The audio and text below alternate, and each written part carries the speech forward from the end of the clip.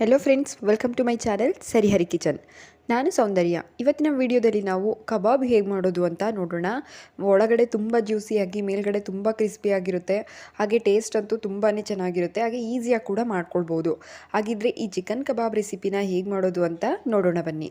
ಮೊದಲಿಗೆ ನಾನಿಲ್ಲಿ ಒಂದು ಅಗಲವಾಗಿರುವಂಥ ಪಾತ್ರೆ ಇಟ್ಕೊಂಡು ಅದಕ್ಕೆ ನಾನಿಲ್ಲಿ 3/4 kg ಚಿಕನ್ಗೆ ತೋರಿಸ್ಕೊಡ್ತಾ ಇರೋದು. ಹಾಗಾಗಿ ಒಂದು ಮೊಟ್ಟೆನ ತೊಗೊಂಡಿದ್ದೀನಿ. ಹಾಗೆ 3/4 ಟೀ ಸ್ಪೂನಷ್ಟು ಅಚ್ಕಾರದ ಪುಡಿ, ಅರ್ಧ ಟೀ ಸ್ಪೂನಷ್ಟು ಗರಂ ಮಸಾಲ, ಒಂದು 1/4 ಟೀ ಸ್ಪೂನಷ್ಟು ಪೆಪ್ಪರ್ ಪೌಡರ್, ಹಾಗೆ 10 ರೂಪೀಸ್ದು 1 ಪಾಕೆಟಷ್ಟು ಕಬಾಬ್ ಪೌಡರ್ನ ಸೇರಿಸ್ಕೊಳ್ತಾ ಇದ್ದೀನಿ. ಮತ್ತು ರುಚಿಗೆ ತಕ್ಕಷ್ಟು ಉಪ್ಪು, ಒಂದು ಚಿಟಿಕೆಯಷ್ಟು ಅರಿಶಿನ, 3/4 ಟೇಬಲ್ ಸ್ಪೂನಷ್ಟು ಶುಂಠಿ ಬೆಳ್ಳುಳ್ಳಿ ಪೇಸ್ಟನ್ನು ಹಾಕೊಳ್ತಾ ಇದ್ದೀನಿ. ಹಾಗೆ ಮೀಡಿಯಮ್ ಸೈಜ್ದು 1 ನಿಂಬೆಹಣ್ಣು ಸೇರಿಸ್ಕೊಳ್ತಾ ಇದ್ದೀನಿ. ಇದೇ ಇಂಗ್ರೀಡಿಯೆಂಟ್ಸ್ ನೀವು 1 kg ಕೂಡ ಹಾಕೊಂಡ್ರು ಸಾಕಾಗುತ್ತೆ. ಇಲ್ಲಿ ನಾನು 3/4 kgಗೆ ತೋರಿಸ್ತಾ ಇದ್ದೀನಿ. 1 kgಗೆ ಇದರಲ್ಲಿ ಜಾಸ್ತಿ ಹಾಕೊಳ್ಳೋದು ಬೇಡ, ಇಷ್ಟೇ ಇಂಗ್ರೀಡಿಯೆಂಟ್ಸ್ ಸಾಕಾಗುತ್ತೆ. ಹಾಕ್ಬಿಟ್ಟು ಇದಕ್ಕೆ ನೀರನ್ನು ಸೇರಿಸಬಾರ್ದು. ಈ ರೀತಿಯಾಗಿ ಮಿಕ್ಸ್ ಮಾಡ್ಕೊಳ್ಳೋಣ. ಚೆನ್ನಾಗಿ ಒಂದ್ಸಲ ಈ ರೀತಿಯಾಗಿ ಮಿಕ್ಸ್ ಮಾಡ್ಕೊಳ್ಬೇಕಾಗುತ್ತೆ. ನೆಕ್ಸ್ಟ್ ನಾನಿಲ್ಲಿ ಎಲ್ಲದನ್ನು ಕೂಡ ಟೀ ಸ್ಪೂನ್ ಅಳತೆಯಲ್ಲಿ ತೋರಿಸ್ಕೊಡ್ತಾ ಇದ್ದೀನಿ. 2 ಟೀ ಸ್ಪೂನಷ್ಟು ಕಾರ್ನ್ಫ್ಲೋರ್ನ ಸೇರಿಸ್ಕೊಳ್ಬೇಕಾಗುತ್ತೆ.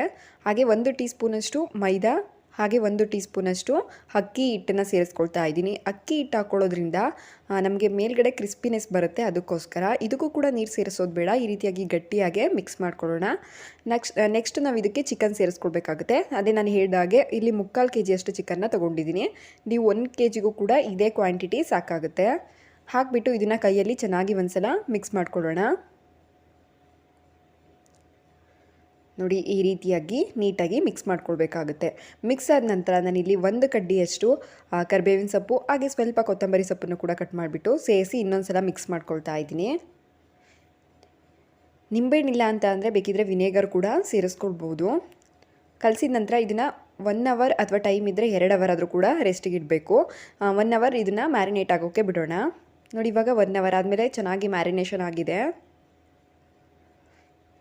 ಈಗ ಎಣ್ಣೆ ಕಾಯ್ಲಿಕ್ಕೂ ಕೂಡ ಇಟ್ಟಿದ್ದೆ. ಎಣ್ಣೆ ಕಾಯ್ದಿರೋ ಅಂಥ ಎಣ್ಣೆಗೆ ನಾವು ಕಬಾಬ್ನ ಹಾಕ್ಕೊಳ್ಬೇಕಾಗುತ್ತೆ. ನೋಡಿ, ಇವಾಗ ಎಣ್ಣೆ ಕಾಯ್ದಿದೆ. ಸ್ವಲ್ಪ ಕರಿಬೇವಿನ ಸೊಪ್ಪನ್ನು ಕೂಡ ಹೀಗೆ ಫ್ರೈ ಮಾಡಿ ಎತ್ತಿಟ್ಕೊಳ್ತಾ ಇದ್ದೀನಿ. ನಾವು ಯಾವಾಗೇ ಕಬಾಬ್ ಬೇಯಿಸುವಾಗಲೂ ಕೂಡ ಎಣ್ಣೆ ಚೆನ್ನಾಗಿ ಕಾಯ್ದಿರಬೇಕು. ಚೆನ್ನಾಗಿ ಕಾಯ್ದಿರೋ ಅಂಥ ಎಣ್ಣೆಗೆ ಹಾಕಬೇಕು. ಕಡಿಮೆ ಎಣ್ಣೆ ಕಾಯ್ದಿದ್ರೆ ಆ ಕಬಾಬ್ ಪೀಸಸ್ ಎಲ್ಲ ಎಣ್ಣೆ ಕುಡ್ದಂಗೆ ಆಗಿಬಿಡುತ್ತೆ. ಅದಕ್ಕೋಸ್ಕರ ಆಮೇಲೆ ಐ ಫ್ಲೇಮಲ್ಲಿ ಇಟ್ಟೆ ಕಬಾಬ್ನ ಬೇಯಿಸ್ಕೊಳ್ಬೇಕು. ಲೋ ಫ್ಲೇಮಲ್ಲಿ ಇಟ್ಟು ಬೇಯಿಸ್ಕೊಳ್ಬಾರ್ದು. ನೋಡಿ, ಈ ರೀತಿಯಾಗಿ ನಾವು ಇಟ್ಟಿರೋವಂಥ ಬಾಣಲಿಗೆ ಎಷ್ಟು ಹಿಡಿಯುತ್ತೆ ಅಷ್ಟನ್ನು ಮಾತ್ರ ಸೇರಿಸ್ಕೊಂಡು ಚೆನ್ನಾಗಿ ಬೇಯಿಸ್ಕೊಳ್ಳೋಣ. ತುಂಬ ಟೇಸ್ಟಿಯಾಗಿ ಚೆನ್ನಾಗಿ ಟೇಸ್ಟ್ ಬರುತ್ತೆ. ಹಾಗೆ ಈ ಕಬಾಬ್ ರೆಸಿಪಿನ ನೀವು ಕೂಡ ಟ್ರೈ ಮಾಡಿಬಿಟ್ಟು ಹೇಗೆ ಬಂತು ಅಂತ ಕಮೆಂಟ್ ಸೆಕ್ಷನಲ್ಲಿ ಕಮೆಂಟ್ ಮಾಡಿ ತಿಳಿಸಿ.